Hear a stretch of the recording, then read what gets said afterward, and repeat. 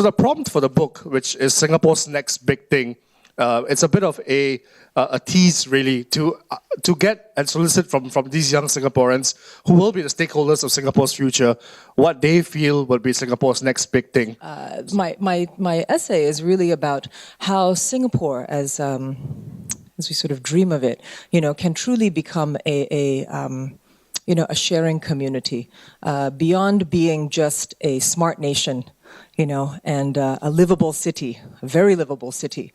How can Singapore also truly be a giving nation and a lovable city? Was really the question I was grappling with. And I have 3 points just to share kind of on that. One is around us taking time to pause, to be attentive to one another, because this is one of the busiest places ever, and everyone's always rushing from A to B to C to D, So first of all, is really about pausing. Secondly, is it really about problem solving and co-creating. So beyond problem solving is really co-creating in a more diverse and collaborative manner. And I think that's the second point I'd like to say about it. And the third is really just expressing commitment. What will it take for us to say, I'm in? As for the first point about how do you learn very quickly, that was when we basically got introduced to this idea of the maker culture. We call it a maker movement today because it's a cultural movement. Now, in the maker movement, there's a certain philosophy. Like all cultural things, there's a philosophy behind it. And the philosophy involves a couple of things. There's 3 things to it. First thing is what they call a growth mindset. If you read the book by Carol Dweck, she would have talked about a growth mindset. And this idea is that imagining that the ability to learn anything. And the key word here is imagining that the ability, meaning you may not have the ability, but you start with the notion that you can probably figure it out, A very confident sort of notion that whatever it is, okay, we will figure it out. Don't worry, we'll figure it out somehow. And that was very important to develop. The second thing was basically the idea of craftsmanship. So when you're doing projects of this nature, when there's no exam results attached to it, there's only competition results. And sometimes you don't win those competitions as well. Then why should you do things well, right? So you have to build intrinsic motivation to do things well even when nobody's looking. And craftsmanship is fundamentally about that. And the second part of craftsmanship is the fact they're willing to do things over and over again. So in the school program, for example, typically they get us to make something and they'll say, okay, well, you submit it and this is your grades. They don't often throw it back to you and say, do again, do a better one, and then I'll grade that one instead.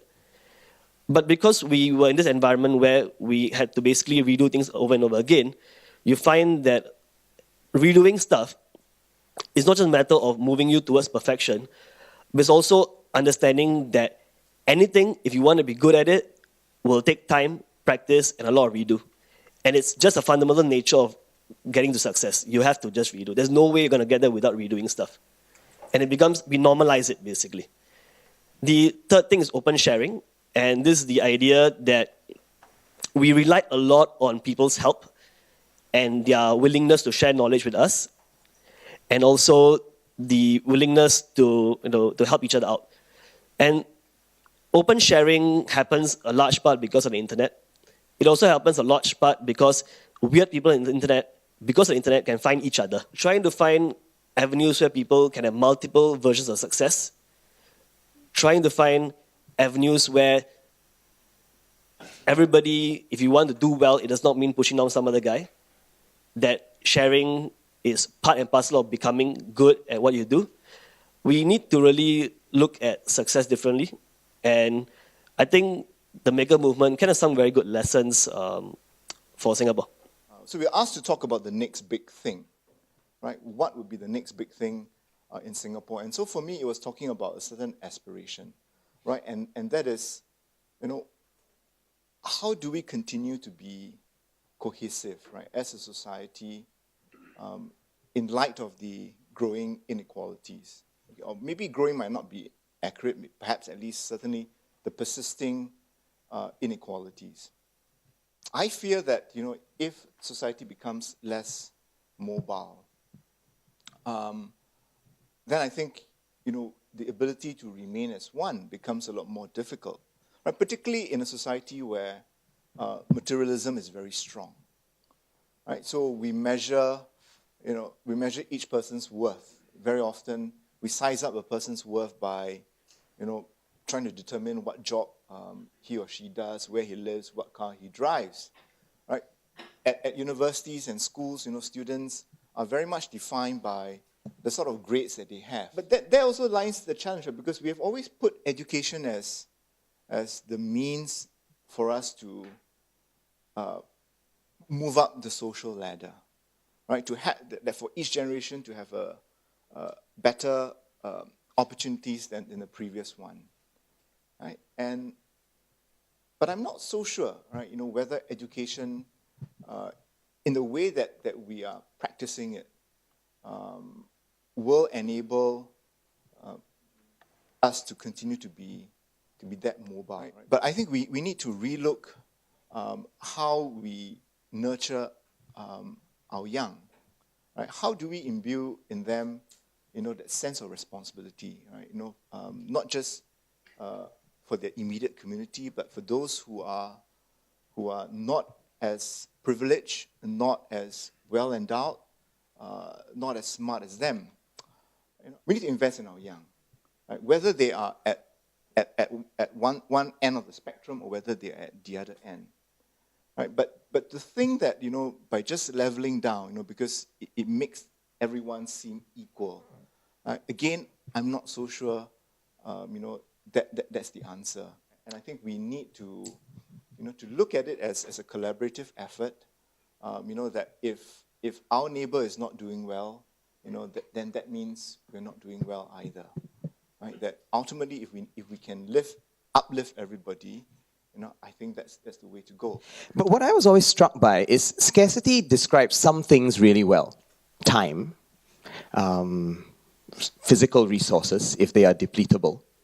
But they don't describe everything. And there are some things out there that are actually distinctly non-scarce. Things like knowledge, right? Knowledge may be unequally distributed, but that doesn't mean it's scarce.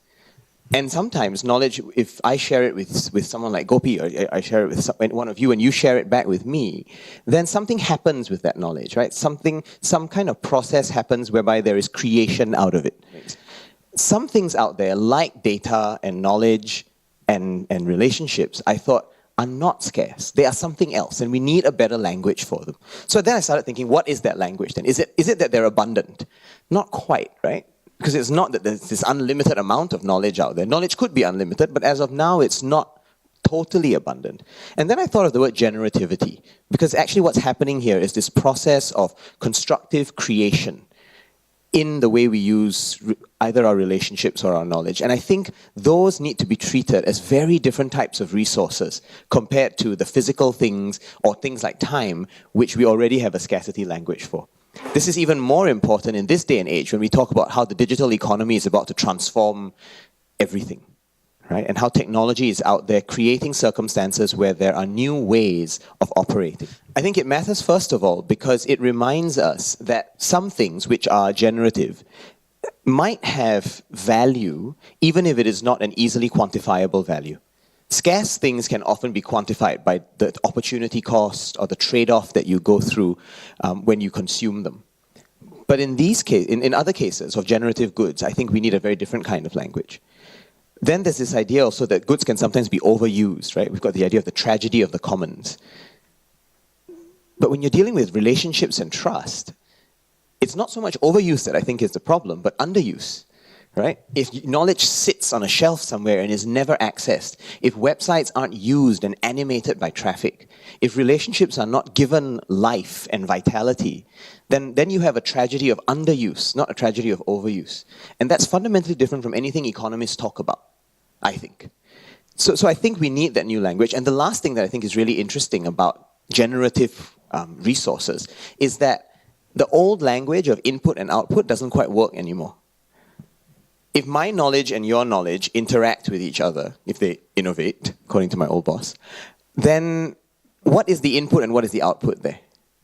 Right? There's a certain polymorphism or fuzziness between the input and the output. And I think, again, where we now have production and consumption spread in very, very clear terms, what we're leaning towards in a new economy, and hopefully in a new society as well, is a world where inputs and outputs are much more porous than that.